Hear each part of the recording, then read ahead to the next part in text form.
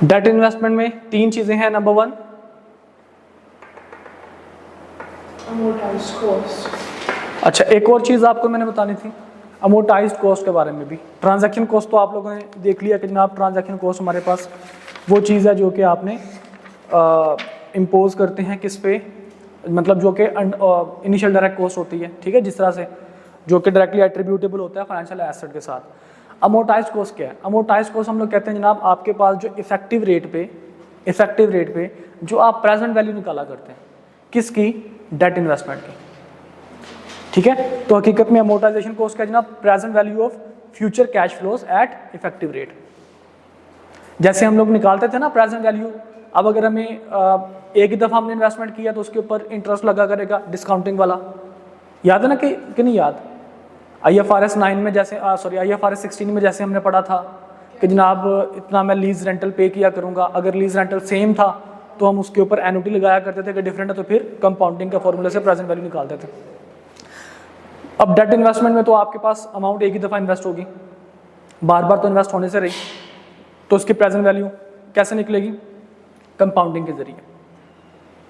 Annuity हम कब लगाते थे? जब सेम अमाउंट बार बार रिपीट हो रही थी, ठीक है जी। अगर डिफरेंट अमाउंट है या एक ही दफ़ा सिंगल अमाउंट है तो उसके लिए हम एन्युटी यूज़ नहीं करते थे, बल्कि क्या यूज़ करते थे?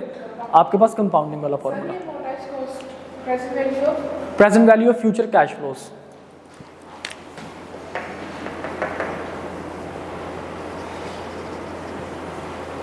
जो आपको डेट इन्वेस्टमेंट के बाद जो आपको फ्यूचर कैश फ्लो मिलने हैं, ठीक है जी, तो उसको हम लोग क्या कहते हैं? Present value of future cash flows at effective rate, ठीक है जी। और हमने इसको अमोर्टाइज भी किस पे करना है? इफेक्टिव रेट पे हम इसको अमोर्टाइज भी करेंगे। Okay yes sir. अच्छा जी, प्लीज देखिएगा जनाब कि इनिशियली अमोर्टाइज्ड कॉस्ट को आपने इनिशियली किस पे रिकॉग्नाइज करना है जी? कहता है जनाब आपके पास जो इनिशियल रिकॉग्निशन है वो होगी fair value plus transaction cost पे, ओके। और सब्सिक्वेंट रिकॉग्निशन इसकी जो होगी वो होगी अमोर्टाइज्ड कॉस्ट पे, मतलब जितनी उसकी अमोर्टाइज्ड कॉस्ट निकली होगी उस टाइम पे, ठीक है जी।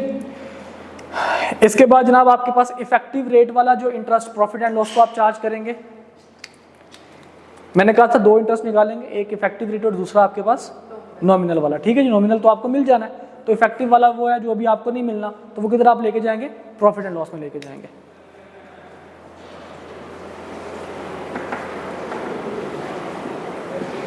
ये हमारे पास receivable होगा। जी ये हमारे पास रिसीवेबल आएगा जब हम इसको ऐड करते जाएंगे ना आउटस्टैंडिंग बैलेंस के अंदर। अच्छा जी, इसके बाद फिर हम कहते हैं कि इसमें ना एक चीज़ है, उसने यहाँ पे लिखा है, मैं इसको एक दफ़ा पढ़ देता हूँ। कहता है जी हाउ एवर ट्रेड रिसीवेबल्स। अब ट्रेड रिसीवेबल हमारा क्या है? फाइनेंशियल एसेट ही है ना। कहता है जी however trade receivables are an exception to this treatment.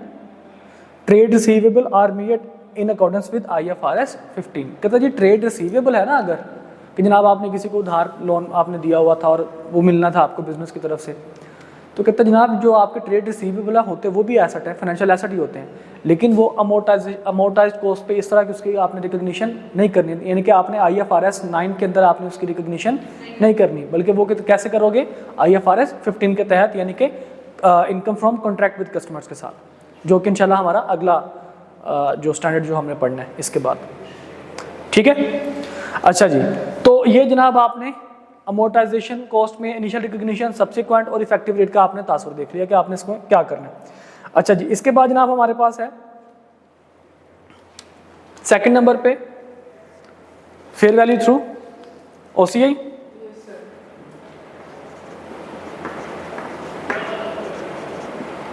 इसमें कहता है जनाब आपने जो इनिशियल रिकॉग्निशन करनी है वो fair value plus transaction cost पे करनी है, ओके। सब्सिक्वेंट रिकॉग्निशन जो आप करेंगे वो फेयर वैल्यू पे करेंगे, OCI पे नहीं पुत्र, फेयर वैल्यू पे करेंगे। Fair value through OCI नहीं होगा। अब पुत्र सब्सिक्वेंट रिकॉग्निशन फेयर वैल्यू पे होगा ना, जो डिफरेंस आएगा वो जाएगा ना उधर। ठीक है जी। अच्छा जी, अब मजे की बात सुनो, मैं यहां पे एक लाइन पढ़ने लगा हूं, ध्यान से सुनना।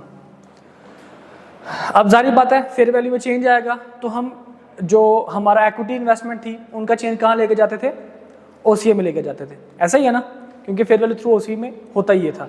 अब यहाँ पे देखो मजे की बात, कहता जी the amounts sorry any difference due to remeasurement at fair value is recognised in other comprehensive income and accumulated in fair value reserve. क्या आप इसको भी किधर लेके जाएंगे, ओसीए में लेके जाएंगे, लेकिन आप इसको क्या मान लेंगे, अपना फेयर वैल्यू रिजर्व मान लेंगे। ठीक है, मतलब इसको फेयर वैल्यू रिजर्व के ओसीए के अंदर एक फेयर वैल्यू रिजर्व के नाम से ऐड होगा, आप उसमें क्या करते जाओगे, ऐड करते जाओगे। अगर कोई गेन आया तो, अगर लॉस आया तो आप उसी चीज को क्या कर दोगे, लॉस को डेबिट कर दोगे। ठीक है जी। तो हम यहाँ पे बात कर लेते हैं जनाब, जो चेंज आएगा आप किधर लेके जाओगे, ओसीआई में लेके जाओगे। ओके, जैसे हमने उसमें किया था। अच्छा, अब यहाँ पे भी सारी बात है कि इफेक्टिव रेट हो सकता है या आपके पास इंटरेस्ट हो सकता है, इंटरेस्ट इनकम जो आपको नॉमिनल इंटरेस्ट वगैरह मिलना है वो सारा कुछ। तो कहते हैं जनाब यहाँ पे द अमाउंट, कौन सी amount, interest income that are recognised in profit and loss are the same as the amount that would have been recognized in profit and loss if the financial asset had been measured at amortized cost। तो जनाब जो आपने interest income को लेके जाना है ना, profit and loss में जो आपकी इंटरेस्ट इनकम होगी, आपने जो जैसे इसको ऐसे ही कंसीडर करना है जैसे आप अमोर्टाइज कॉस्ट में करते हैं। तो अमोर्टाइज कॉस्ट में हम लोग इंटरेस्ट अमाउंट को कहाँ पे लेके जाते हैं,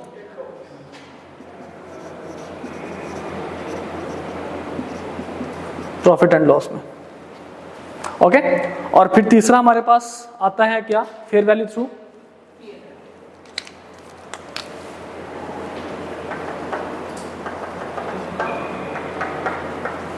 ये बड़ा सीधा सीधा सा कहता है जनाब आपने एसेट को किस पे रिकॉग्नाइज करना है, फेयर वैल्यू पे इनिशियली, फेयर वैल्यू और सब्सिक्वेंटली फेयर वैल्यू। चेंज किधर जाएगा, प्रॉफिट एंड लॉस में, और अगर कोई इंटरेस्ट आया वो किधर जाएगा, प्रॉफिट एंड लॉस में।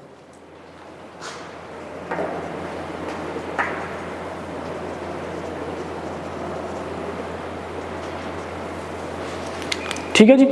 अच्छा, अब यहाँ पे इफेक्टिव रेट का मैंने यहाँ पे मतलब लिख दिया, लेकिन यहाँ पे हम बेहतर ये होगा कि अगर हम यहाँ पे इंटरेस्ट इनकम लिखें, क्योंकि इफेक्टिव रेट का जो असर आना है वो आना है आपके स्केड्यूल के ऊपर। ठीक है, अमोर्टाइज्ड कॉस्ट के स्केड्यूल के ऊपर आएगा। तो नीचे वाले के ऊपर तो हम उसको स्केड्यूल तो बनाएंगे नहीं, अमोर्टाइज्ड कॉस्ट हम इसको करेंगे नहीं, तो हम इसको क्या मान लेते हैं, इंटरेस्ट इनकम में उसको मान लेते हैं। क्लियर? तो फटाफट हम ऐसा करते हैं, एक छोटी सी एग्जांपल देखते हैं और उसमें हम देखते हैं जनाब हमारा स्केड्यूल हम किस तरीके से इसको बना सकते हैं। जी बेटा प्लीज देखिएगा सारे जी। वो सर लेसन की जो है वो आप लोगों को देंगे प्रैक्टिस क्वेश्चंस, जो लेसी वाले थे ना उसी को लेसर बना लो। सर उनका सॉल्यूशन कि सॉल्यूशन को क्या इशू है। अच्छा, अभी एक तो पहले हम ये कर लें इसको कंप्लीट, उसके बाद फिर इस पे बात करते हैं। एग्जाम्पल नंबर 9 देखिएगा बेटा। अच्छा, एक ना नीचे लाइन 2-3 लाइंस लिखी हैं, मैं जरा उनको देख लूँ। ये वही बातें हैं जो मैंने आपको बता दी थी पहले, मैं एक दफ़ा पढ़ देता हूँ ताकि आपको क्लैरिटी रहे कि हमने ये चीज़ भी देखी हुई है। ये कौन सी बातें थी जो मैंने कहा था, इफेक्टिव रेट आउटस्टैंडिंग बैलेंस के ऊपर लगा करता है और मल्टीप्लाइड बाय इफेक्टिव रेट, और जो आपके पास नॉमिनल रेट है वो किधर लगा करता है, पार वैल्यू पे लगा करता है। ठीक है, हमेशा, और कूपन रेट के साथ ये मल्टीप्लाई होता है। तो वही बात है, द अमाउंट ऑफ एक्सपेंस और income to be recognised in profit और loss is the amount of effective interest that can be calculated as applying effective rate interest यानी कि IRR to the outstanding balance। ठीक है, और नीचे कह रहा है जनाब the amount of interest paid or received may differ and is calculated by applying coupon rate to par value of the instrument। Okay, तो नॉमिनल रेट जो होगा वो सेम भी हो सकता है और डिफरेंट भी हो सकता है, लेकिन वो किस पे लगेगा, हमेशा पार वैल्यू पे लगेगा।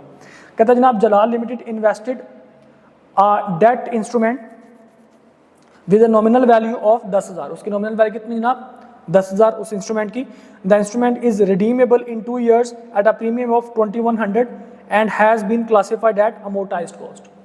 उसने खुद भी आपको बता दिया कि अमोर्टाइज्ड कॉस्ट पे ये जा रहा है, ठीक है। और वैसे भी हमने कहा था जनाब हमारे 2 बिजनेस मॉडल हमने देखने हैं। क्या डेट में हम कितनी चीज़ें देखते हैं, 2 क्वेश्चन हम अपने आप से करते हैं कि बिजनेस मॉडल क्या है, कि जो आपका कॉन्ट्रेक्चुअल कैश फ्लो है उसको हासिल करना, और दूसरा हमारा कैश फ्लो में क्या चीज़ शामिल है, प्रिंसिपल प्लस इंटरेस्ट। तो अगर ये हमें ना भी पता था कि अमोर्टाइज कॉस्ट पे उसने रिकॉग्नाइज किया, तो साफ नजर आ रहा था कि किस पे उसने रिकॉग्नाइज किया होगा, अमोर्टाइज कॉस्ट पे। कहते हैं coupon rate is 0% while the effective interest rate is 10%। Coupon rate कितना जनाब, 0%, ओके। और इफेक्टिव रेट आपके पास कितने, 10%। और मेच्योरिटी के टाइम पर आपको कितने पैसे मिलेंगे, 10,000 एक मिलेगा और 2100 रुपये आपको एक मिलेंगे इंटरेस्ट के तौर पर। ये आपको कैश फ्लो मिल जाएगा। अब जनाब ज़रा हम लोग इसका डिस्कस करते हैं जनाब, हमने किस तरीके से इसको लेके चलना है। मिटा दो इसको।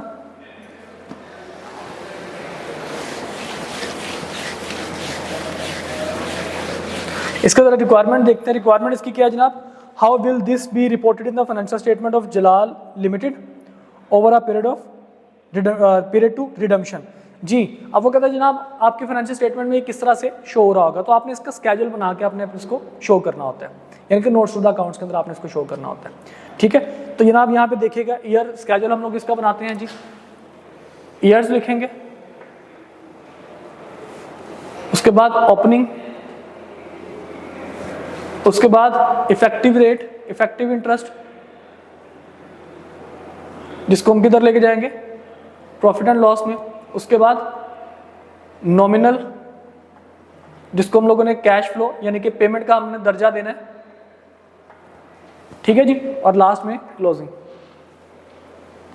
कितने साल में हमें ये रिडीम होगा, 2 सालों में। तो हम कितना बनाएंगे, सिर्फ और सिर्फ 2 सालों का, 1 और 2। ओपनिंग जनाब कितने की है, 10,000 की। इफेक्टिव रेट 10% पे है, तो 10,000 का हम लोग क्या लेंगे, 10% कितना आएगा, 1,000। क्या कोई कैश फ्लो यानी कि कोई नॉमिनल इंटरेस्ट रेट है, हमने कहा जनाब ये 0% है और हमेशा ये पार वैल्यू पे लगा करता है, तो 10,000 का 0% कितना आएगा, 0। और क्लोजिंग कितना आ गया, दोनों को ऐड करके 11,000। अब अगले साल ओपनिंग कितना आएगा, 11,000। इसके ऊपर इंटरेस्ट कितना आएगा, 1100। और अगले साल आपको कैश फ्लो यानी कि पेमेंट कितनी होगी, 2 साल बाद, क्योंकि रिडीम हो जाएगा 2 साल बाद, तो आपको कितने पैसे मिल जाएंगे अगले साल, 10,000 एक आपको मिल जाएगा और 2100 आपको एक मिल जाएगा। तो कितना हो जाएगा ये, 0।